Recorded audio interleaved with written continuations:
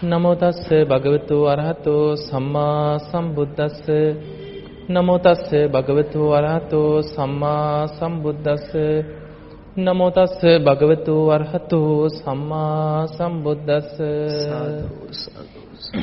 සාදු කියන කවුරුත් වාසනාවන්ත පින්වතුනි, අද ඔබ බෞද්ධ මාධ්‍ය ජාලය ඔස්සේ ධර්ම දේශනාවක දායකත්වයක් දරලා ධර්ම දානමේ පිනක් සිදු කරගන්න දවසක්. සාමාන්‍යයෙන් අපිට දන් දීලා පින් කරගන්න පුළුවන් නොයේ ක්‍රම තියෙනවා. අපිට ආහාර පාන දන් දෙන්න පුළුවන්, මිල මුදල්, වස්ත්‍ර, රෙදිපිලි, ඊළඟට ගෙවල් දොරවල්, ඉඩකඩම්, නොයේ දේවල් දුගී මගේ යාචකයන්ට, ශ්‍රමණක් බ්‍රාහ්මණයන්ට නම් සිව්පසේ මේ ඕනම විදිහට දන් දීලා පින් කරගන්න පුළුවන්. මේ සියලු දානයන් අතර බුදුරජාණන් වහන්සේ පෙන්නවා අග්‍රම දානයක්, අග්‍රම පිනක් රැස් වෙනවා නම් සබ්බ දානං ධම්ම දානං ජිනාති කිය. මේ සියලු දානයන්ට වඩා අග්‍රම පින තමයි ධර්ම දානය. ධර්මයේ තව කෙනෙකුට අහන්න සැලැස්වීම. ඒ නිසා අද දවසේ මේ පින්වත් හැම දෙනාම එකමුතු වෙලා බෞද්ධ ආමාත්‍ය ජාලය ඔස්සේ ලක්වාසීන් පමණක් නෙවෙයි ලෝකේ බොහෝ රටවල් මේ බෞද්ධ රූපවාහිනිය නරඹන. ඒ නිසා ලෝකේ විශාල පිරිසකට ධර්ම දානමේ පිනක් අද දවසේ සිදු කරගන්න දවසක්. පින්වතුනි, අපි මේ කර්මය ගැන කරුණු ටිකක් සාකච්ඡා කරමු. කර්මය කියපු ගමන් අපිට මතක් වෙන්නේ අකුසල පැත්ත. අපි එකපාරට අහන්නේ මොකක්ද මම මේ කරපු කර්මය කියලානේ. එතකොට අපිට හිතෙන්නේ මේ කර්මය කියපු ගමන් මේක දුකක්, ඊළඟට පීඩාවක්, අකුසල විපාකයක්. අපිට මතක් වෙන්නේ මේ අකුසලයේ ගැන විතරයි. හැබැයි කර්මය කියන්නේ චේතනාවට. ඒ චේතනා පහල කරලා කරන දේ පිනට අනුවත්, අකුසලයට අනුවත්, සමාධියට අනුව හැම පැත්තටම චේතනා පහල වෙනවා. බුදුරජාණන් වහන්සේ කර්මයේ පෙන්වුවේ චේතනාහම් භික්ඛවේ කම්මං වදා.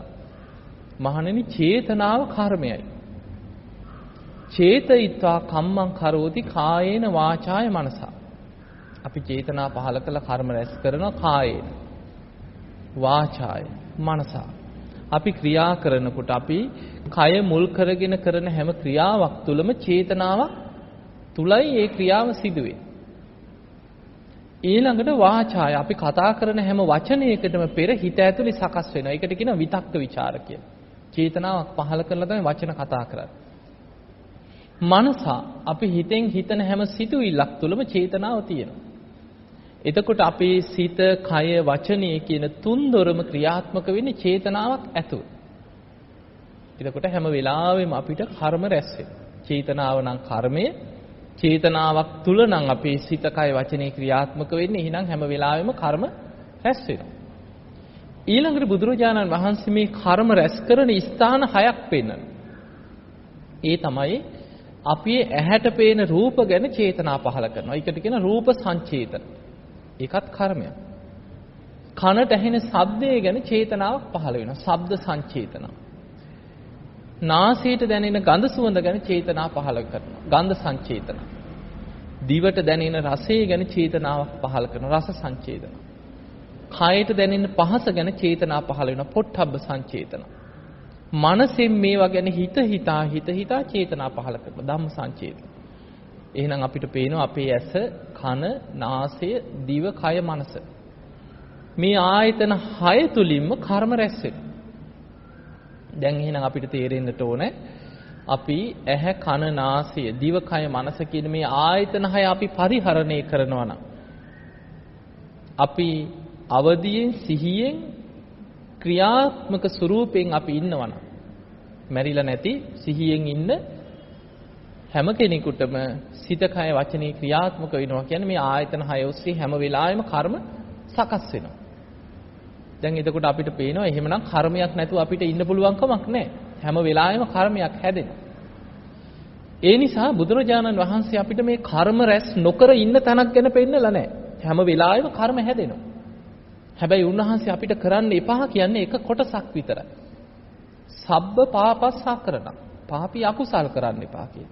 එහෙමනම් අපි වලකින්න ඕනේ අපේ සිත, කය, වචනේ මුල් කරගෙන කරන අකුසල් වලින් තමයි වළකින්න කියන්නේ.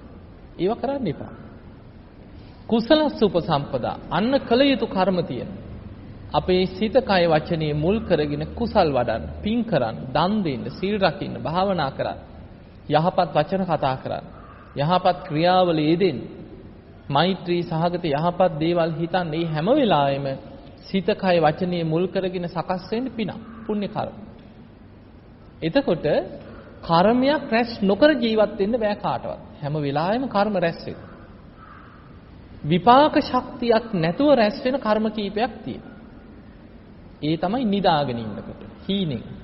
දැන් අපි ගමු අපි හීනෙන් දකින්න හොරකමක් කරනවා. දැන් නැකිටපු ගමන් හොරෙක් නෑ. හීනෙන් ගහ ගන්නවා, තරහකාරයන්ගේ ගෙවල් ගිනි තියනවා. සැබෑ ජීවිතේ කරගන්න බැරි දේවල් ගොඩක් හීනෙන් පේනවනේ සමහරවිට.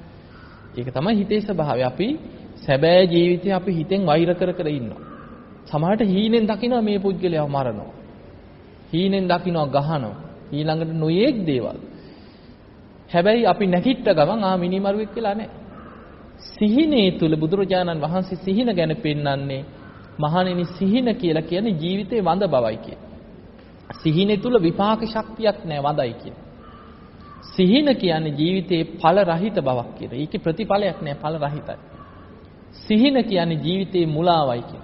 එතන තියෙන්නේ මුලාවක් මිසක් යථාර්ථයක් නෙමෙයි. ඒ නිසා අපි දැන් එහෙම හීන පේන්නෙත් නැහැ හොඳ සිහියෙන් නිදාගත්තා. ඒකයි බුදුරජාණන් වහන්සේ පෙන්නන්නේ හොඳට සිහියෙන් මෛත්‍රිය වඩලා නිදා ගන්න කියලා. න පාපකං සුපිනම් පස්සති පවකාර හීන පේන්නේ නැහැ කියන. හොඳ සිහිනුවණින් නිදා ගන්න කෙනාට මෛත්‍රිය වඩන කෙනාට. ඒ කියන්නේ මෛත්‍රී ආනිසංසවල පටන් ගන්නෙම සුඛං සූපති සැපසේ නින්දයන්. සුඛං පටිභුජ්ජති සැපසේ අවදි වෙනවා. න පාපකං සුපිනම් පස්සති පවකාර හීන පේන්නේ. අන්න මෛත්‍රී වඩන කෙනාට නින්ද තුලම ලොකු සහනයක් සැනසීලක් ජීවිතේට ලැබෙනවා. එහෙමනම් අපිට දැන් තේරෙනවා අපි නිදාගෙන ඉන්නකොට හීනෙන් පේන දේවල් ඔස්සේ විපාක පිණිස කර්මයක් රැස් නොවුනට අපි නැකිටලා ඉන්නකොට අවදියෙන් ඉන්නකොට අපි යමක් හිතනවද කියනවද කරනවද ඒ හැම දෙයකම විපාක ශක්තියක් තියෙනවා. ඒවා කර්ම බවට පත් වෙනවා. එතකොට මේ රැස් කරගන්න කර්මයන්ගේ විපාක ශක්තිය අනුව එක එක විදිහට මේවා විපාක දෙන්න සකස් වෙනවා. දැන් මේ කර්ම විපාක વિશે කර්මය කියන්නේ මේකයි විපාක දෙන්නේ මේ විදිහටයි කියලා අපිට යම් තේරුමක් ගන්න පුළුවන්. හැබැයි මේ කර්ම විපාක વિશે සම්පූර්ණයෙන්ම අපට තේරුම් ගන්න අමාරුයි. ඒක බුදු කෙනෙක්ගේ විෂයක්. ඒ නිසා ධර්මයේ පෙන්නනවා කම්ම විපාකෝ අචින්තියෝ. ඒක අචින්තිය උදයක් කියනවා. සාමාන්‍ය මිනිස්සෙක් හිතන්න ගියොත් ඇයි අරයට අර එහෙම උනේ කෝ මෙයා කරන දේවල් ඇයි අර අච්චර පව්කාරයෝ ඇයි අර යසාගේට ඉන්නේ. කොහොම අපි හිතනවන්නේ. එතකොට අපිට ඕන විදිහට මේ විපාක ඉක්මන් කරන්නවත් අරයට ඉක්මනින් විපාක දෙන්නවත් අපේ විපාකේ පහු කර ගන්නවත් එහෙම අපිට ඕන විදිහට කර්මය පාලනය කරන්න බෑ. කර්ම විපාකෝ අචින්තියෝ කියන එක බුදු කෙනෙක්ගේ විෂයක්. බුදුරජාණන් වහන්සේට පමණයි කියන මේ විපාක ශක්තිය ගැන වටහා ගන්න පුළුවන්. අනිත් අයට තේරුම් ගන්න තරම් නුවණ මදි කියලා. සාමාන්‍ය කෙනා විපාක ශක්තිය ගැන හිතන්න ගියොත් ඔහුගේ හිත විපිලිසර වෙන්න පුළුවන් කියලා. පිස්සු හැදෙන්නත් පුළුවන්. ඒ නිසා බුදුරජාණන් වහන්සේ අපිට තේරෙන විදිහට කර්ම විපාක දෙන ක්‍රම කීපය විස්තර කරලා පෙන්නනවා. ඒ තමයි අපි සිතෙන් කයෙන් වචනෙන් රැස් කරගන්න කර්මයන්ගේ විපාක. ඒවැ සමහර විපාක තියෙනවා මෙලව මතුවලා විපාක දෙන දේවල් තියෙනවා. ඒවට අපි ධර්මයේ කියනවා ditta ධම්ම වේදනීය කම්ම විපාක. අපි රැස් කරගන්න කර්මයන්ගේ විපාක කොටසක් මෙලවදිව මතුවලා විපාක දෙන්න පුළුවන්. ඒක කුසල් පැත්තට වෙන්නත් පුළුවන් අකුසල් පැත්තට වෙන්නත් පුළුවන්. එතකොට මේ විපාක වලට අපි කියනවා ditta ධම්ම වේදනීය කම්ම විපාක. මෙලොවම විපාක දෙන. සමහර කර්ම තියෙනවා මෙලොව විපාක දෙන්නේ නැහැ. ඊළඟ ජීවිතේ තමයි විපාකය හම්බෙන්නේ. දැන් ආනන්තරී අකුසලත් ඒ වගේ. දැන් හිතන්න අජාසත් රජුරු. තමන්ගේ තාත්තා මරලා පීතෘ ඝාතන අකුසලයක් කරගත්තා. ඒ විතරක් නෙමෙයි ඉතින් බුදුරජාණන් වහන්සේව මරන්නත් දේවදත්තට දුනුවායන් දුන්නේ කවුද? අජාසත් රජුරුවන්ගේ දුනු සිල්පින් ටික තමයි දුන්නේ. ඊළඟට නාලාගිරි යතාගේ අයිතිකාරයා කවුද? රජුරුව. අජාසත් රජුරුවන්ගේ ඇත්ගාලා හිටපු යතා තමයි ඉල්ලගත්තේ. එතකොට ඒ වගේ මුලදී බුදුරජාන් වහන්සේ කෙරෙහි ලොකු වෛරයකින් දේවදත්තගේ බහට රැවටිලා දේවදත්තට උදව් කරා.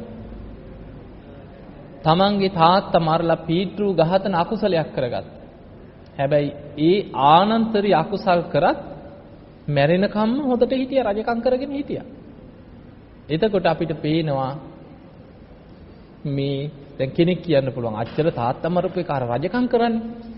ඕවා විපාක කියලා කෙනෙක් අහන්න පුළුවන්. මෙච්චර පව්කාරයෙක් කොහොමද රජකම් කරන්නේ කියලා. ඒ ආනන්තරී අකුසල් කියන ඒවා මෙලව නෙමෙයි ඊළඟ ජීවිතේ ඒකාන්තයෙන් නිරේ විපාක දෙන්න දෙයක්. ඒ නිසා ආනන්තරී අකුසලයේ කියන එක මෙලවදි විපාක දෙන්නේ උපපජ්ජ වේදනීය. ඊළඟ ජීවිතේට යන්නේ. ditta dhamma වේදනීය නෙවෙයි උපපජ්ජ වේදනීය. ඊළඟ ජීවිතේ කල්පයක් නිරේ දුක් විඳින අකුසලයක් කියන ආනන්තරීය විපාක. ඊළඟට දැන් අපි ගත්තාම සමහර අකුසල් තියෙනවා මෙලව කොටසක් විපාක දෙනවා, ඊළඟ ජීවිතෙත් විපාක දෙනවා, ඊළඟ ජීවිතෙත් විපාක දෙනවා. ඔහොම විපාක දීදී නිවන් දකින්නකම්ම සසරේ විපාක දෙනවා. සමහරවිට රහත් වෙච්ච ආත්මෙත් විපාක දෙනවා. ඒවට අපි ධර්මයේ කියන අපරාපරිය වේදනීය කර්ම විපාක. නිවන් දකින්නකම් විපාක දීදී යන හැම ආත්මිකම විපාක කොටසක් එනවා. එතකොට මේ විදිහට කර්ම විපාක දැන් මෙලව විපාක දෙන ඒවා තියෙනවා, ditta dhamma වේදනීය, ඊළඟ ජීවිතේට යන ඒවා තියෙනවා, උපපච්ච වේදනීය. සමහර කර්ම තියෙනවා හැම ආත්මිකම විපාක දීදී ගිහිල්ලා නිවන් දකින්න ආත්මෙත් විපාකේ හම්බෙන්නේ. අපරාපරිය වේදනීය. එතකොට මේ විදිහට මේ කර්ම විපාකයන්ගේ වෙනස්කම් රැසක් තියෙනවා. එතකොට දැන් ඔය බුදුරජාණන් වහන්සේගේ කාලේ හිටිය තෝදෙය්‍ය කියලා බමුණේ. බොහොම මසුරු ලෝභ බ්‍රාහ්මණේ. තමන්ගේ දරුවෙකුටවත් හම්බ කරපු දෙයක් දුන්නේ නැහැ. හැබැයි කහවණු කෝටි ගණන් තිබ්බ ධනවතෙක්. මේවා ඔක්කොම වත්තේ කෙරෝලක ගිහින් හැංගුවා. හංගලා තිබ්බා. මෙහෙම ඉඳලා හරියට කෑවේ නෑ, ඇඳුමක් ඇඳේ නෑ, නොකා නොබී බොහොම දුකසේ තමයි හිටියේ. අර ඔක්කොම කහවණු ටික හංගගෙන. මෙහෙම ඉඳලා මැරුණා.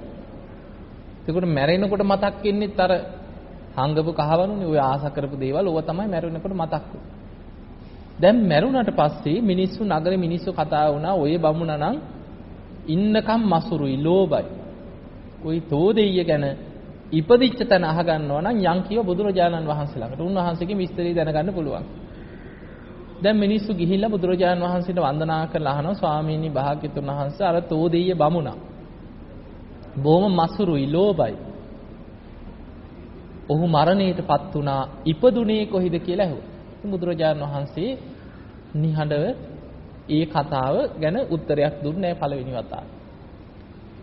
දෙවෙනි වතාවෙත් ඇහුවා. දෙවෙනි වතාවෙත් උන්වහන්සේ නිහඬ වුණා.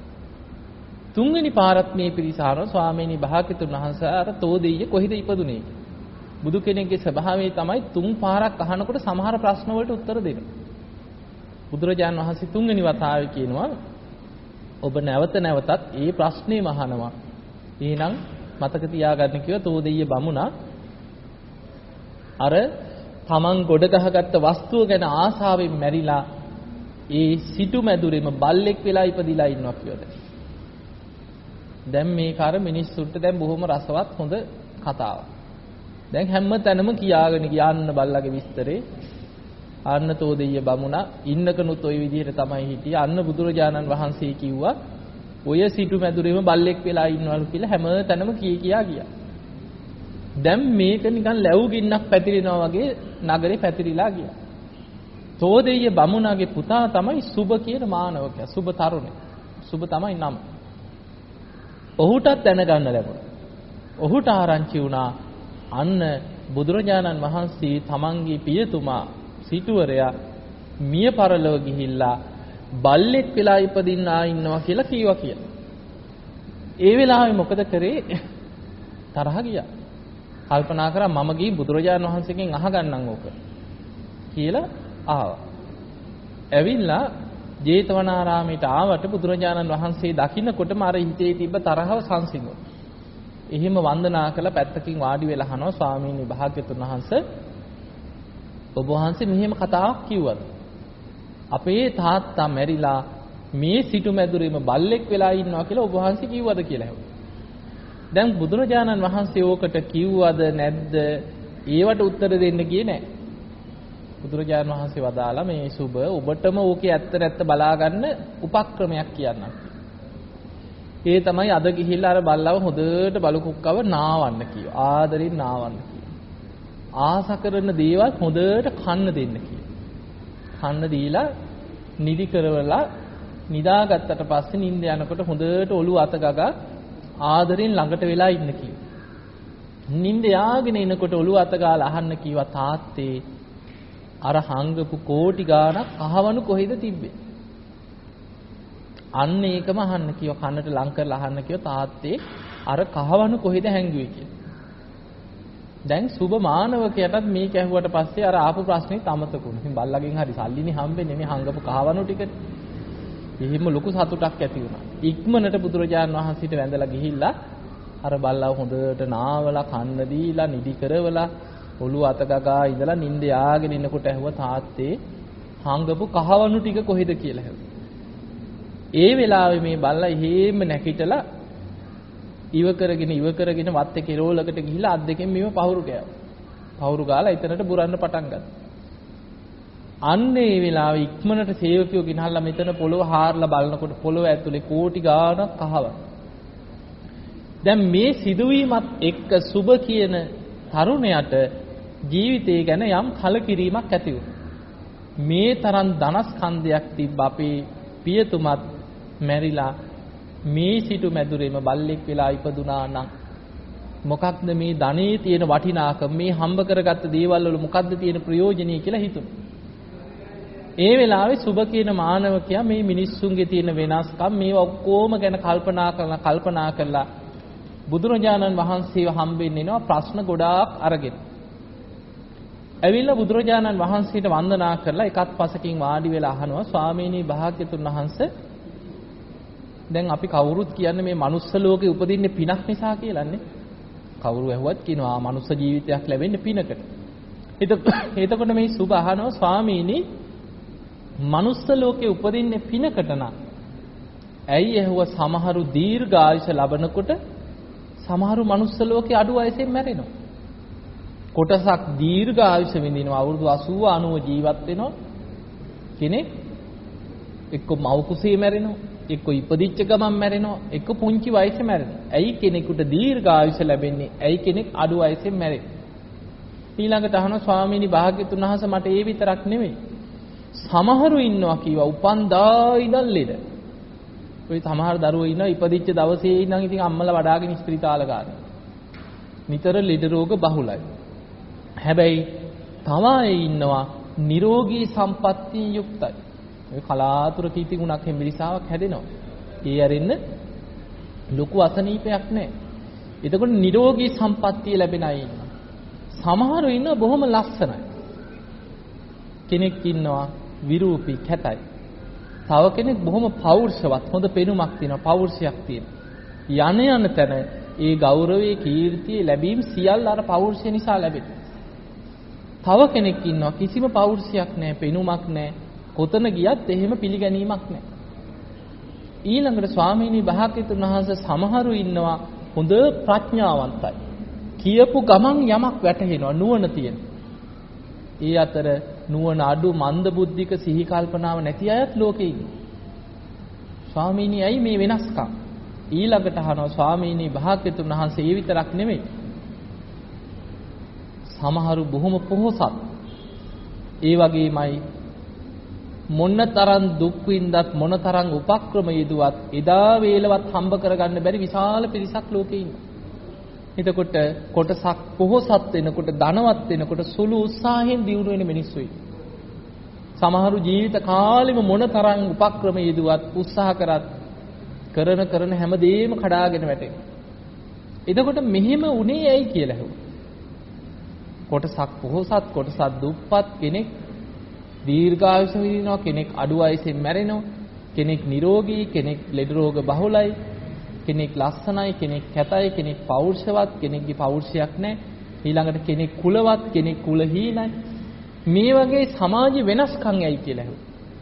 අන්න එතකොට බුදුරජාණන් වහන්සේ වදාලා සුබ ඔය සියල්ලට හේතුව තමයි කීවා කම්මස්ස කෝම්හි කම්ම දායාදෝ කම්ම යෝනි කම්ම බන්දු කම්ම පටිසරණ යං කම්මං කරිස්සාමි කල්යාණං වා පාපකං වා තස්ස දායාද කම්මස්ස කෝමි කර්මයේ සොකීය කරගෙනයි කිය මේ සත්‍යයන් ජීවත් වෙන්නේ කම්ම දායාදෝ කර්මයේ දෑවැද්ද කරගෙන තමයි කිය මේ සත්‍යය ජීවත් වෙන්නේ කම්ම පටිසරණෝ කර්මයේ තමයි කිය මේ සත්‍යයන්ගේ පිළිසරණ පිහිට කම්ම යෝනි කර්මයේ තමයි කිය උප්පත්තිය තීරණය කරලා තියෙන මනුස්ස ලෝකේද නිරේද പ്രേත ලෝකේද ඉපදීමට අරගෙන ඇවිල්ලා තියෙන පෙර කරපු කර්මය යං කම්මං කරිස්සාමි කල්යාණං වා පාපකං වා තස්ස දායාද යම් කර්මයක් කරොත් යහපත් ඒකේ යහපත් විපාක Tamanට ලැබෙනවා තමා කරපු දේ අයහපත් නම් ඒකේ අයහපත් විපාකේ තමාටම තමයි කිය ඔය ඇවිල්ලා තියෙන්නේ ඒ නිසා සුබ ඔය සියලු වෙනස්කම් තම තමන් සසරේ රැස් කරගත්ත කර්මයන්ගේ විපාක මතයි කියෝයි ලැබිලා තියෙන්නේ. දැන් ඔය ටික කියූ පමණින් සුබ කියනවා ස්වාමීනි ඔය ටික මට තව ටිකක් විස්තර කරලා කියලා දෙන්නේ කියලා. මට තේරෙනවා හැබැයි මට විස්තර ඇතුව කියන්න කියලා තවත් තේරුම් ගන්න. එතකොට බුදුරජාන් වහන්සේ එකින් එක පෙන්නනවා. බුදුරජාන් වහන්සේ වදාළ මේ සුබ සමහරු ඉන්නවා කියව ප්‍රාණඝාත කරනවා සත්තු මරන. කයෙන් අකුසල් කරන. සතුන් මරන්න කෙනෙක් පොළඹවන. ප්‍රාණඝාතයට යොමු කරවන. ප්‍රාණඝාතයේ යොදවන. ඒ විදිහට නිතර ප්‍රාණඝාත ආදී අකුසල් කරමින් පිරිස ඊවැය යොදවපු අය බොහෝ වෙලාවට ඒ අකුසලයේ බලවත් වෙලා මරණින් මත්තේ නිරේ යන්න ඊට වැඩි. හැබැයි බැරි වෙලාවත් පෙරපිනකින් හරි මනුස්ස ලෝකෙට ඇදිලා આવොත් අඩු වයසෙන් මැරෙනවා. ඔන්න අඩු වයසෙන් මැරෙන්න හේතු. ඊළඟට බුදුරජාණන් වහන්සේ වදාළ සුබ ඔබ කියවනේ දීර්ඝායුෂ ලැබෙන්න හේතුව මොකද්ද කියලා. ඒකට හේතුව තමයි කියවා ප්‍රාණඝාතයෙන් වැළකීම. තමන් වළකිනවා විතරක් නෙමෙයි ප්‍රාණඝාතයේ යොදවන්නෙත් නෑ. කෙනෙක් යෙදෙනවා නම් ඔහුට ගිහින් කියනවා මේකේ ආදීනව මේ වගේ නිසා කරන්න එපා. ඔය වගේ අකුසල් කරන්න එපා, සත්තු මරන්න එපා කියලා ප්‍රාණඝාතයෙන් කෙනෙක්ව වළක්වනවා. ඒ විදිහට සතුන් කෙරෙහි මෛත්‍රිය කරුණාව පුරුදු කරගත්ත අය බොහෝ වෙලාවට දිව්‍ය ලෝක යනවා. බැරි වෙලාවත් මනුස්ස ලෝකෙ ඉපදුනොත් දීර්ඝායුෂ විඳිනවා කියලා බුදුරජාණන් වහන්සේ පෙන්නනවා. ඔන්න දීර්ඝායුෂ විඳින්න අඩු වයසින් මැරෙන්නත් හේතු. තමන් රැස් කරගත්ත කර්මයන්ගේ විපාක. ඊළඟට බුදුරජාණන් වහන්සේ කියනවා සුබ දැන් ඔබ ඇහුවා කෙනෙක් නිරෝගී සම්පත්තිය ලබන්නත් කෙනෙක් ලෙඩ රෝග බහුල වෙන්නත් හේතුව. ඒකට කියනවා දැන් සමහර ඉන්න සත්තු මැරුවේ නැති වුණාට සතුන්ට වද දෙනවා. ගහනවා. ඊළඟට තුවාල කරනවා, පුච්චනවා. අඬු කඩනවා. සතුන්ට හරියට හිංසා කරනවා. මරලා නැහැ හැබැයි නොයේක් විදියට වද හිංසා කරනවා සතුන්. ඒ විදියට සතුන්ට හිංසා කරපු අය බැරි වෙලාවත් අපාය යන්නේ නැතුව මනුස්ස ලෝකෙට ආවොත් උපන්දා ඉඳන් ලෙඩ කිව්වා. හැම වෙලෙම ඇඟේ අමාරු, අතේ අමාරු, කොන්දේ අමාරු, ඉඳ ගන්න බෑ. ලෙඩ රෝග උපන්දා ඉඳන් ලෙඩ. මොකද හේතුව? පෙර සසරේ සතුන්ට හිංසා පීඩා කිරීමේ විපාක. ඊළඟට බුදුරජාණන් වහන්සේ වදාළ සතුන්ට හිංසා කිරීමෙන් වළකින අය සතුන් ගැන හොඳට මෛත්‍රිය පුරුදු කරලා සතෙකුට හිංසා පීඩා කරනවා නම් කවුරු හරි ඔහුව වළක්වන. ඒ විදිහට මෛත්‍රී සිත පුරුදු කරගෙන ප්‍රාණඝාතය දෙන්නෙත් නෑ සතුන්ට හිංසා කරන්නේ. එහෙම අය දීර්ඝායුෂ විතරක් නෙමෙයි නිරෝගී සම්පත්තියක් ලබනවා කියන්නේ. එතකොට බලන්න එකින් එක තමන්ට තමන්ම සසරේ රැස් කරගත්ත පිනේ විපාක. සසරේ දන් දෙන කෙනා පොහොසත් වෙලා උපදින. සුළු උත්සාහයෙන් දියුණු වෙන්න පුළුවන්. බොහොම ලස්සන සිදුවීමක් තියෙන සුමනා කියන සූත්‍රය. මේකේ තියෙනවා කාශ්‍යප බුද්ධ ශාසනේ එකට පැවිදි වෙලා භාවනා කරපු දෙන්නේ. කාශ්‍යප බුදුරජාණන් වහන්සේ කාලේ එකට පැවිදි වෙලා හොඳට භාවනා වඩපු ස්වාමින් වහන්සේලා දෙනවා. හැබැයි මේ දෙන්න විදර්ශනාව හොඳට වැඩුවා.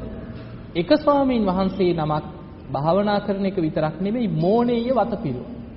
මෝණේය වතපුරනවා කියන්නේ උන්වහන්සේ පින් කරගත්තා. හරියට දන් දුන්නා. උන්වහන්සේ දන් දෙන්නේ කොහොමද? උන්වහන්සේ උදේ පාන්දර නැගිටලා පින්ඩ පාත යනවා. තමන්ගේ පාත්‍රයට ලැබිච්ච දාන ටික ඇවිල්ලා ආරාමේ ඉන්න අනෙක් ස්වාමින් වහන්සේලාගේ පාත්‍ර වලට පූජා කරනවා. පූජා කරලා ආයෙමත් පින්ඩ පාත යනවා. ওই විදිහට දාන පින්ඩ පාත කරගෙන ඇවිල්ලා අනෙක් ස්වාමින් වහන්සේලාට දන් දෙනවා. එහෙම දන් දීලා ඉතුරු වෙන ටික තමන් වළඳලා ඔන්න ඊට පස්සේ භාවනා කරනවා. දැන් එක ස්වාමීන් වහන්සේ නමක් හරියට දන් පින්කම් කරා මෝණීය වතපුරමින් භාවනා වැඩි. තමන්ගේ යහළුවා මිත්‍රයා විදර්ශනා විතරක් වැඩුවා දන් දුන්නේ නැහැ.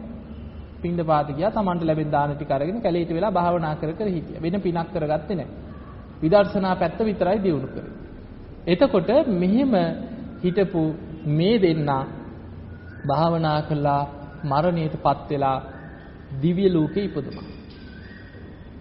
හැබැයි දිව්‍ය ලෝකේ ඉපදුනේත් වෙනස්කම් ඇතුව. අර මෝණීය වතපුරමින් දන් දීපු කෙනා මහේශාක්‍ය දෙවි කෙනෙක් වෙලා ඉපදුනා. භාවනා විතරක් කරපු කෙනා අල්පේශාක්‍ය දෙවි කෙනෙක් වෙලා ඉපදුනා. එතකොට සැප සම්පත් වලින් අඩුයි.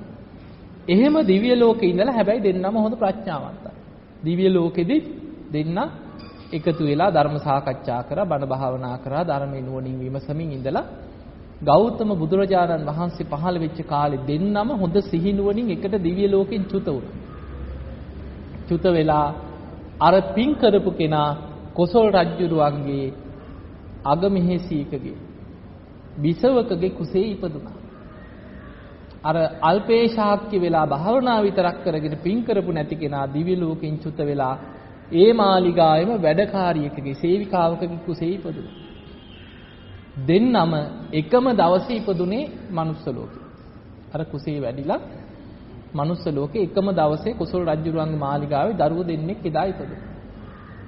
මේ දරුවෝ දෙන්න එකම දවසේ රජුරුවන්ගේ පුතෙක් හැටියට බිසවකගේ දරුවෙක් හැටියට ඉපදිච්ච දරුවයි අර සේවිකාවකගේ දරුවෙක් හැටියට ලැබිච්ච දරුවයි දෙන්න එකම දවසේ ලැබිච්ච නිසා රජුරුවන්ගේ රාජ මාලිගාවේ කාමරයක දෙන්නම නිදි කරවලා සතපොලා තිබ්බා. හැබැයි රජුරුවන්ගේ දරුවෙක් හැටියට ලැබිච්ච කෙනා රත්තරන් තොටිල්ලක රන් යහනාවක තොටිල්ලක තමයි දරුවා නිදි කෙරෙන්නේ. අර වැඩකාරියෙකුට ලැබිච්ච දරුවා ඒ කාමරයේම පැදුරු කෑල්ලක බිම නිදි කරවලා තිබ්බා. හැබැයි දෙන්නම පෙර හොඳට භාවනා කළ විදර්ශනා වඩලා පින් ඇතුව දිව්‍ය ලෝකෙන් සිහිනුවණින් චුත වෙච්ච දෙන්න. දැන් අර තොටිල්ලේ නිදාගෙන ඉඳලා ඇස් හැරලා බලනකොටම ජාති ස්මරණ ඥානෙ පහළ වුණා. Taman දිව්‍ය ලෝකේ ඉඳන් ආවා කියලා වැටහුණා. අර පෙර භාවනා කළ සසරේ බොහෝ පින් කරපු පින. එතකොට ජාති ස්මරණ ඥානෙ පහළ වෙලා වටපිට බැලුවා කොමගේ යහළුවා මිත්‍රයා. බලනකොට දැක්කා අර පොඩි දරුවා දිව්‍ය ලෝකෙන් චුත වෙච්ච කෙනා තමයි මේ මගේ යාළුවා පැදුරු කෑල්ලක බිම ඉන්නවා. ඒ දිහා බලලා කතා කරා. ඉපදිච්ච ගමන් කතා කරපු සිදුවීමක් හැටියට දේශනාවේ තියෙනවා. අර තොටිල්ල හිටපු දරුවා හැරිලා අර බිම ඉන්න ළමයාගෙන් අහනවා. යහළුව මම ඔබට කිව්වා දන් දෙන්න, පින් කරන්න, මෝණීය වත පුරන්න කියලා. ඔබ මං කියපු දේ ඇහුවේ නේ. ඒකේ විපාක පේනව නේද? අද ওই පැදුරු කෑල්ලක ඉන්නේ නිසා තමයි කිව්වේ. ඒ කියනකොටම සිහිය ඉපදිලා ජාති ස්මරණ ඥානෙ පහළ වුණ අර දරුවට අර පැදුරු කෑල්ලේ ඉන්න ළමයා පැදුරේ ඉපදුනත් පෙර භාවනා කළ විදර්ශනා වඩලා හොඳට පින් බහුල කරගත්ත ප්‍රඥා ඉන්ද්‍රිය වඩපු කෙනෙක් හැරිලා කියනවා රත්තරන් තොටිල්ලේ හිටියත් ඉදිමෙන්න එපා කියනවා. ඔබේ ශරීරේ තියෙන්නේ මගේ ශරීරේ තියෙන්නේ සතර මහා ධාතුන්ගෙන් හටගත්ත කුණප කොටස් තමයි කියන්නේ. මේ ළමයි දෙන්න මේ එදා ඉපදිච්ච දරුවෝ දෙන්න මේ කතා කරන හඬ ඇහුණා සුමනාවට. සුමනාව කියන්නේ කොසල් රජුරුවන්ගේ නැගණිය. සුමනාව කියන අවුරුදු 7 දී සෝවාන් වෙච්ච කෙනෙක්. මේක අහගෙන හිටියා. මේ දරුවෝ දෙන්න බලන්න එනකොට කාමරයේට ළමයි දෙන්න කතා කරනවා. එදාම ඉපදිච්ච දරුවෝ දෙන්න. සුමනාව මේක හැංගිලා අහගෙන හිටියා. අර දෙන්නගේ කතාව අහගෙන ඉන්නකොට සුමනාවට තේරුණා මේ දෙන්න නම් එසේ මෙසේ දරුවෝ දෙන්නෙක් නෙවෙයි, මේ දෙන්න දිව්‍ය ලෝකේ ඉඳන් අහපු මහා පින්වන්ත දෙන්නේ. අර කතාව අහගෙන ඉඳලා ඉක්මනට ඇඳ පැළඳගෙන ජේතවනාරාමයට ගියා බුදුරජාණන් වහන්සේ මුණ ගැහිලා. ගිහිල්ලා බුදුරජාණන් වහන්සේට වන්දනා කරලා එකත් පසකින් වාඩි වෙලා අහනවා ස්වාමීනි භාග්‍යතුන් වහන්සේ දෙන්නේ. දැන් අර කතාව ඔළුවේ තියාගෙන කාරණේ අහනවා. බුදුරජාණන් වහන්සේගෙන් අහනවා ස්වාමීනි භාග්‍යතුන් වහන්සේ ඔන්න දෙන්නෙක් ඉන්නවා. යහළුව දෙන්නේ. එක්කෙනෙක් හොඳට විදර්ශනා භාවනා වඩනවා. හැබැයි දන් දෙන්නේ නැහැ. පින් කරන්නේ නැහැ. භාවනාව විතරක් දියුණු කරනවා. අනිත් යහළුවත් හොඳට විදර්ශනා වඩනවා. හැබැයි එයා දන් දෙනවා, පින් කරනවා, මෝනීය වත පුරන. එයා හරියට පින්කම් කරගත්ත කෙනෙක්. දැන් මේ දෙන්නම එකට එකම විදිහට භාවනා වැඩුවත් දෙන්නම මරණයටපත් වුණොත් ලා දිව්‍ය ලෝකේ ඉපදුනොත් වෙනසක් තියනවද කියලා ඇහුවා. බුදුරජාණන් වහන්සේගෙන් ඇහුවේ මේ දෙන්නම දැන් යහළුවෝ හැටියට එකට භාවනා කරනවා, පැවිදි වෙලා එක්කෙනෙක් දන් දෙමින් භාවනා කරනවා. අනිත් කෙනා දන් දෙන්නේ නැහැ, භාවනා විතරක් කරනවා. මේ දෙන්න මිය පරලොව ගිහිල්ලා දිව්‍ය ලෝකේ ඉපදුනොත් වෙනසක් තියනවද කියලා ඇහුවා. බුදුරජාණන් වහන්සේ වදාළ සුමනාව වෙනසක් තියනවා කියලා. අර දන් දීපු කෙනා භාවනා කරමින් දන් දීපු කෙනා දිව්‍ය ලෝකේ ඉපදුනොත් අනෙක් සියලු දෙවියන්ට වඩා ආයු වර්ණ සැප බල ප්‍රඥා ආදියෙන් බලවත් කියෝ. මහේශාක්‍ය දෙවි කෙනෙක් වෙලා තමයි කිව්වා උපදී. අනෙක් සියලු දෙනාට වඩා බලවන්තයි කිව්වා. ලස්සනයි, දිව්‍ය මාලිගා අනිත් සියල්ලට වඩා විශාලයි, සැප සම්පත් බහුලව තමයි කිව්වා දිව්‍ය ලෝකේ උපදී. අර දන් දීමේ පිනේ. බුදුරජාන් වහන්සේ වදාළ සුමනාව අර භාවනාව විතරක් කරපු කෙනා දිව්‍ය ලෝකේ ඉපදුනොත් ඒ කෙනාට අර අනිත් දෙවියන් අභිබවා යන විදිහට ආයු වර්ණ සැප බල ප්‍රඥා ලැබෙන්නේ නැtei කිව්වා. අල්පේශාක්‍ය දෙවි කෙනෙක් හැටියට සැප සම්පත් අඩු දෙවි කෙනෙක් කියලා තමයි කිව්වා උපදී. හැබැයි ඥානයේ තියෙනවා සැපෙන් අඩුයි. එතකොට සුමනාව කියනවා සාදු සාදු ස්වාමීනි භාග්‍යතුන් වහන්සේ මම මේ දේශනාව මේ බණ ටික ඒ විදිහටම දරා ගන්නම් කියලා ඒක අනුමෝදන් වුණා.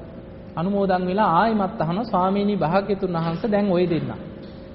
දිව්‍ය ලෝක ඉපදිලා ඉන්න මේ යහළුව දෙන්නා දිව්‍ය ලෝකෙන් චුත වෙලා මනුස්ස ලෝකෙ ඉපදුනොත් වෙනසක් තියෙනවද? දැන් දිව්‍ය ලෝකේ ඔහොම වෙනස්කම් ඇතුව සැප විඳලා එහෙන් චුත වෙලා මනුස්ස ලෝකෙට ආවොත් වෙනසක් තියෙනවද? බුදුරජාණන් වහන්සේ වදාළ සුමනා වෙනසක් තියෙනවා. අර මෝණීය වතපුරමින් පින් කරපු කෙනා මනුස්ස ලෝකෙට ආවොත් එක්ක රජ පවුලක සිටු පවුලක බොහොම ධනවත් තැනක කීව උපදී. සැප සම්පත් බහුල තැනක උපදිනවා. ඇයි සසරේ පින් කරලා තියෙන්නේ.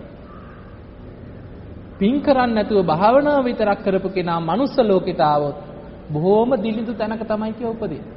ප්‍රඥාව නුවණ ලැබෙන්න පුළුවන්. හැබැයි බොහොම දිලිඳු දුප්පත් එවැනි තැනක තමයි කිය මනුස්ස ලෝකෙ ඉපදුනත් උපදී. එතකොට සුමනාව කියනවා සාදු සාදු ස්වාමීනි භාග්‍යතුන් වහන්සේ මම ඒකත් ඒ විදිහටම දරා ගන්නවා. ඊළඟට සුමනාව අහනවා ස්වාමීනි භාග්‍යතුන් වහන්සේ දැන් ඔය විදිහට මනුස්ස ලෝකෙත් වෙනස්කම් ඇතුව ඉපදිච්ච ඔය දෙන්නම පැවිදි වුණොත් පැවිදි ජීවිතේ වෙනසක් තියනවද ඇහුවා. බුදුරජාන් වහන්සේ වදාලා තියෙනවා කියනවා.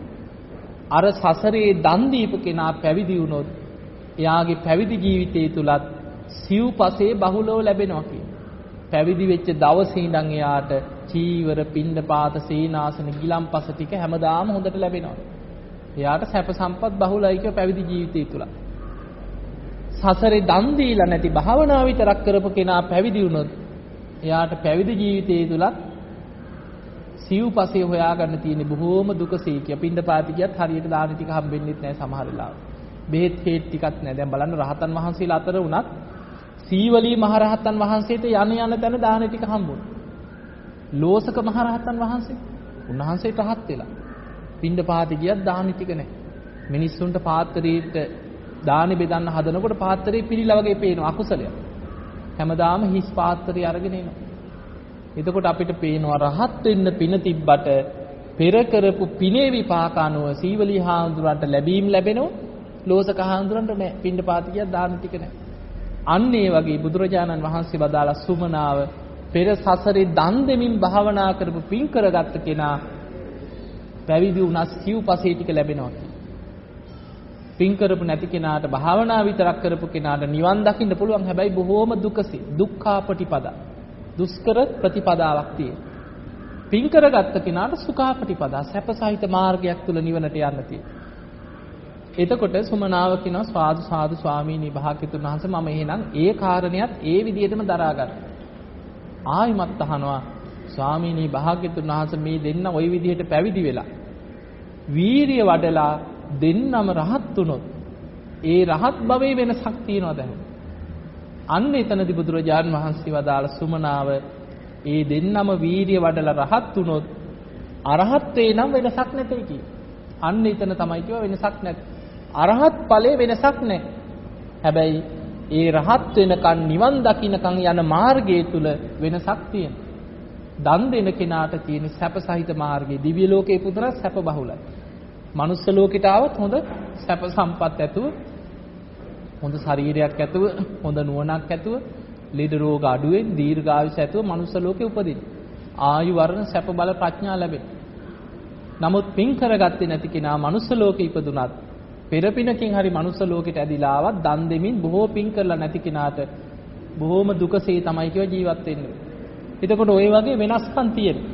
එහෙමනම් අපිට පේනවා අපි මේ රැස් කරගත්ත කර්මයන්ගේ විපාක තමයි අපි කවුරුත් මේ ගෙවන්නේ. අපි වපුරපු දේවල් මේ අස්වැන්න හැටියට නෙලනවා.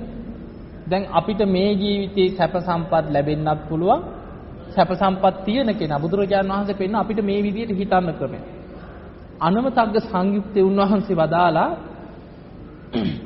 දැන් අපි පාරේ යනකොට අපිට පේනවා බොහොම දුකසේ හිඟා කන මිනිස්සු දැක්කා කියලා හිතමු හිඟන්නේක් ඉන්නේ. සමහර ලාවට අපිට හිතෙනවා අනේ අපේ අම්මා තාත්තා වගේ නේද. බොහොම අසරණ වෙච්ච පාරේ හිඟා කන මිනිස්සු ඉන්නවා. එතකොට කෑම ටිකක් හොයාගෙන කුණු බාක්කි වල බහැලා ඒවා යදිනවා. පිලුණු වෙච්ච දේවල් කනවා බොන. වැරහැලි ඇඳගෙන පාරේ හිඟා කන මිනිස්සු ඉන්නවා. එහෙම කෙනෙක් දැක්කාම හිතන්න කියනවා මම කොයි තරම්නම් සසරේ ඔය වගේ ඉපදිලා ඇද්ද? මම අකුසල් කරලා සසරේ කොච්චරනම් ඔය වගේ ඉපදිලා ඇද්ද කියලා හිතන්න කියනවා. අපිට හිතෙන්නේ එහෙම නෙමෙයි. අපෝ උපෝපං ආත්මිකවත් ඔය වගේ නම් උපදින්න එපා කියලා තමයි හිතෙන්නේ. ඒ සිතුවිල්ල වැරදි. උපෝපං ආත්ම ඉපදීපති සසරේ යන්න කැමති. හැබැයි අර වගේ උපතක් නැතුව. එහෙම වෙන්නේ නැහැ. අපි රැස් කරගත්ත කර්මයන්ට අනුව උපදින තාක් සසරේ දුක් විඳ යන්න වෙනවා. එතකොට බුදුරජාණන් වහන්සේ අපිට පෙන්වන්නේ හිතන්න කියනවා මම කොච්චරනම් සසර ওই වගේ දුක් සහිත ආත්මවල ඉපදිලා ඇද්ද කියලා හිතන්න. ඊළඟට පාරේ යනකොට දකින්නවා බොහොම සැප සම්පත් ඇති ධනවත් අය සිටුවරු. බොහොම සැප සම්පත් ඇති බොහොම ලස්සන මාලිගාවල් තියෙන ලස්සන රූප ස්වභාවයේ තියෙන බොහොම ලස්සන කීර්තිය ගෞරවය සියල්ල ලැබෙන අය ඉන්නේ. එහෙම කෙනෙක් දැක්කහම හිතන්න කියනවා මම සසරේ කොච්චරනම් ওই වගේ සැප විඳලා ඇද්ද? දැන් මේ සියල්ල නැති වෙලා ගියා. මේ සියල්ලත් අනිත්‍යයි. අන්න ඒ විදිහට හිතන්න කියනවා. එහෙමනම් පින්වතුනි අපි යම් සැපයක් විඳිනවා නම් ඒ අපි සසරේ වපුරපු දේවල් වල අස්වැන්න. අපි යම් දුක් පීඩා විඳිනවා නම් මේ ජීවිතය තුළ අපිම සසරේ වපුරපු දේවල් වල ඒ අස්වැන්න නෙලන්න. යම් කම්මං කරිස්සාමි කල්යාණං වා පාපකං වා තස්සදාය. යම් කර්මයක් කරා නම් යහපත් ඒක යහපත් විපාක අපි විඳිනවා. අපි කරන දේ අයහපත් නම් ඒකේ අයහපත් විපාක ලැබෙන්නේ අපිටමයි. ඔන්නෝක උදේ හවස හිතන්න කියලා. ඒ නිසා බුදුරජාණන් වහන්සේ කර්මය ගැන පෙන්නලා දුන්නා. දැන් මේ කර්ම විපාක අපි පස්සෙන් එනකොට අපිට බේරෙන්න තියෙන එකම ක්‍රමයයි. ඒ තමයි කම්ම නිරෝධගාමිනී ප්‍රතිපදාව කියන ආර්ය අෂ්ටාංගික මාර්ගය. කර්මයන් නිරුද්ධ කරන මාර්ගය තමයි ආර්ය අෂ්ටාංගික මාර්ගය. අන්නේ මාර්ගයෙන් විතරයි කර්මයන්ගෙන් මිදිලා නිවනට යන්න පුළුවන්. විපාක වලින් බේරිලා පැන ගන්න පුළුවන් ක්‍රමයක් තියෙන්නේ ආර්ය අෂ්ටාංගික මාර්ගය තුල විතරයි. එහෙම නැතුව දුවලා බේරෙන්නත් බෑ, අඬලා බේරෙන්නත් බෑ. වෙන කිසිම බේරෙන්න ක්‍රමයක් නැහැ. න පබ්බතානං විවර පර්වතයක් ඇතුලේ හැංගිලා බේරෙන්නත් බෑ කියලා. න අන්තලික්කේන සමුද්දමජ් අහසෙවත් මුහුද මැදට ගිහිල්ලවත් හැංගෙන්න තැනක් නැහැ කියන විපාක එනකොට. එතකොට අපට එකම මාර්ගයයි ආර්ය අෂ්ටාංගික මාර්ගය. දැන් ඒක මේ වගේ. දැන් අපි හිතමු යම් කිසි කෙනෙක් වීරියෙන් භාවනා කරලා කොහොම හරි ධර්මයේ දියුණු කරලා සෝතාපන්න වුණා කියලා. ඔන්න කෙනෙක් සෝවාන් වෙනවා. සෝතාපන්න වෙච්ච කෙනා සතර අපායෙන් සදහටම මිදෙන. ඒ කියන්නේ අපායগামী අකුසල් ප්‍රහාණය වෙනවා. සතර අපාය යන අකුසල් ටික ඔක්කොම අපායগামী සසරේ කරපු අපායগামী අකුසල් ඔක්කොම ප්‍රහාණය වෙනවා සෝවාන් වීමත් එක්ක. ඊළඟට ආත්ම භාව 7යි උපරිම. නතේ බවං අට්ඨමං ආදියන්ති 8 වෙනි භවයකට යන්නෙම නැහැ කියන. එහෙනම් ආත්ම 7න් එහා උපදින්න යම්තා කර්ම සසරි තිබ්බද ඒ ඔක්කොම ප්‍රහාණය වෙනවා. අන්න කර්මයන් ප්‍රහාණය වෙන හැටි. සෝවාන් වීමත් එක්ක ආත්ම 7ක් තුල විතරක් සුගතියේ විපාක දෙන්න කර්ම ටිකක් ඉතුරු වෙලා ඉතුරු ඔක්කොම ප්‍රහාණය වෙලා යනවා. අපායගාමී අකුසල් ඔක්කොම ප්‍රහාණය වෙනවා. යම් කිසි කෙනෙක් ආර්ය අෂ්ටාංගික මාර්ගේ වඩලා සකදාගාමී. එයා කාම ලෝකේ එකපාරයි උපදින්නේ. එතනින් එහා විපාක දෙන්න තියෙන සියලු අකුසල් ප්‍රහාණය වෙලා යනවා. යම් කිසි කෙනෙක් අනාගාමී වුණොත් ඒ කෙනාට කාම ලෝකේ විපාක දෙන්න එකම අකුසලයක්වත් ඉතුරු වෙන්නේ නැහැ. කාම ලෝකයේ තියෙන සියලු කර්ම ප්‍රහාණය වෙනවා. අනාගාමී කෙනා සුද්ධාවාස බඹලව ඉපදිලා එහි පිරිනිවන් පාන. එතකොට මනුස්ස කාම ලෝකේ විපාක දෙන්න තියෙන කර්ම ප්‍රහාණය වෙලා යනවා. කවුරු හරි මේ ජීවිතේ රහත් වුණොත් වීරිය වඩලා රහතන් වහන්සේලා ගැන කියන්නේ මෙහෙමයි. කීනම් පුරාණ පැරණි කර්ම ඔක්කොම ෂේ වෙලා. නවන් නත්ති සම්භවං අනාගතේ විපාක පිණිස කර්ම හදන්නේ. විරත්ත චිත්තා ආයතිකේ බවස්මි. අනාගතේ ආයමත් උපතක් පිණිස කර්මයක් හැදෙන්නේ නැහැ. ඒ නිසා නිබ්බන්ති දිහිරා යථායම්පදීපෝ. හරියට බීජයක පැලවෙන ස්වභාවය නැති වුණා වගේ. පහන් සිලක් නිවිලා ගියා වගේ. එතකොට එතනින් එහා විපාක දෙන්න සියලු කර්ම ප්‍රහාණය වෙනවා. අර පිරිනිවන් පානකම් ඒ ජීවිතේ යම් කොටසක් විපාක දෙන්න පුළුවන් අපරාපරිය වේදනීය වල නිවන් දකින්නකම් පස්සෙන් ආපු යම් කොටසක් තියෙනවා නම් රහත් වෙච්ච ආත්මෙත් ඒ ටික විපාක දීලා අවසන් වෙනවා මිසක් එතනින් එහාට විපාකයක් යන්නේ. ඔන්න ඔය විදිහට තමයි කර්මයෙන් මිදෙන්න තියෙන්නේ. එහෙමනම් කර්මයේ ගැන අද ඔය කියලා දීපු කරුණ ටික හොඳට මතක තියාගන්න. බුදුරජාන් වහන්සේ අපිට පෙන්වුවේ ගිහියෙක් වුණත් පැවිද්දෙක් වුණත් උදේ හවස හිතන්න කියනවා මම කර්මයේ ස්වකීය කරගත්ත කෙනෙක්. කර්මයේ දායාද කරගත්ත කෙනෙක්. කර්මයේ පිහිට කරගෙන කර්මයේ පිළිසරණ කරගෙන ජීවත් වෙන කෙනෙක්. මම යම් හොදක් හෝ නරකක් කරොත් ඒකේ විපාක මා කරා එනවාමයි කියලා හිතන්න කියලා. කර්මයේ ගැන හිතන කෙනාට අකුසලයක් කරන්න හිතෙන්නේ නැහැ. හිත කෙලෙස් නිසා අකුසලයකට යොමු වුණත් ඒ දේ කරන්න හිතනකොට මතක් වෙනවා මේකේ විපාකයක් මට එනවා. අන්න කර්මය ගැන නිතර හිතන කෙනාට අකුසලෙන් වළකින්න පුළුවන්. එහෙමනම් ඔබ හැමදෙනාම දැඩි අදිෂ්ඨානයක් ඇති කරගන්න මමත් සියලු බුදුරජාණන් වහන්සේලාගේ අනුශාසනාව තුල පිහිටනවා. ඒ තමයි සබ්බ පාපස්සකරණ. පාපී අකුසල කර්මයන්ගෙන් මම වළකිනවා. කුසලස්ස උපසම්පදා. නිතර කුසල් වඩනවා, පින් කරනවා, කුසල කර්ම වල යෙදෙනවා. සචිත්ත පරියෝදපන මම මගේ හිත ධර්මයේ තුල දමනය කරගන්න කෙනෙක් බවට පත් වෙනවා. ඒ තම් බුද්ධානුශාසන. මමත් මේ බුද්ධානුශාසනාව තුළම පිහිටලා ධර්මාවබෝධයේ පිණිසම මහන්සි ගන්න කෙනෙක් බවට පත් වෙනවා කියන අදිෂ්ඨානය ඇති කරගන්න.